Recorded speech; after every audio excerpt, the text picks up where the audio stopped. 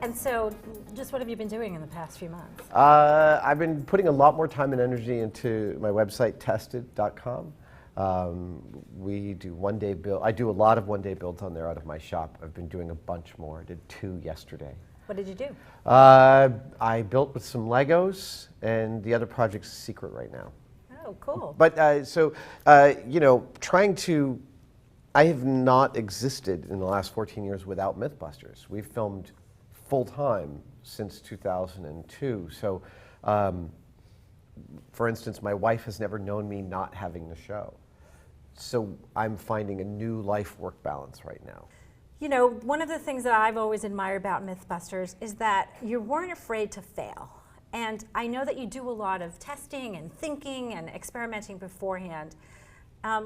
Was that part of why you think it was so successful, that people saw you, you know, your brain's working and churning through the ideas and then having it play out? I do think that that is a significant part of Mythbusters' success. It's really hard to look at your own legacy from inside the thing that you're making. In fact, I think it's almost impossible. But that aspect of the show, the aspect where we show the process, and we show it honestly, because the process, as you know, to make anything is super messy and involves mostly wrong turns. In the end, it looks linear because all you're looking back through is the right turns. But those wrong turns are where we all learn incredible amounts about what we do. And you know, there's no other show that's ever gone back to results it already came up with and said, actually, we got those wrong. We have a new methodology. We have a new way of experimenting, and we have a new answer. And I love that about our show. I love the idea that we've shown that science is messy and can lead to changing your mind even about something you've already concluded.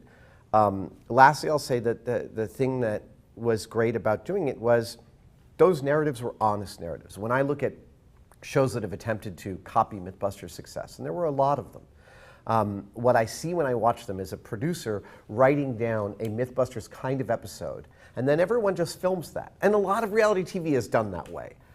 1 or 2 people write down the whole narrative and everyone just buttons it down. So it's barely reality. For us, we certainly plot an episode. We plotted all the episodes before we started filming them, but when things happen that we didn't expect, which is most of the time, we could change. We could shift. We had a very lithe crew who could get us a different location if we needed one.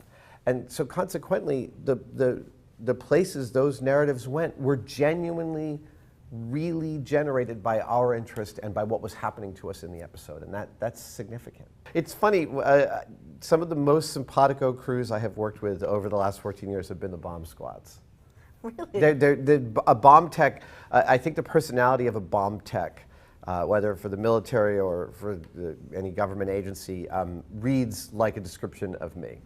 It is. A commanding officer of a military base showed me once that, like, he's given a chart, look for bomb techs and look for these qualities, and it read like a list of my personal qualities, like irreverence, dark sense of humor, willing to work with other people, thinks outside the box, good team player, innovative problem solver, works within parameter. I mean, it's like all of these things. It's been an amazing 14 years. I have never had a career as long as I've had this show, and I realized in the course of doing it that really all that I've ever done for a living is tell stories. And that turns out to be the only thing I'm interested in doing.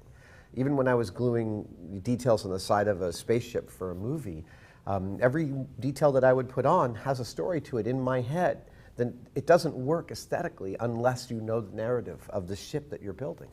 And the ship that is Mythbusters, that I got to spend 14 years learning how to build, is unparalleled. So I look forward to telling more stories in the future.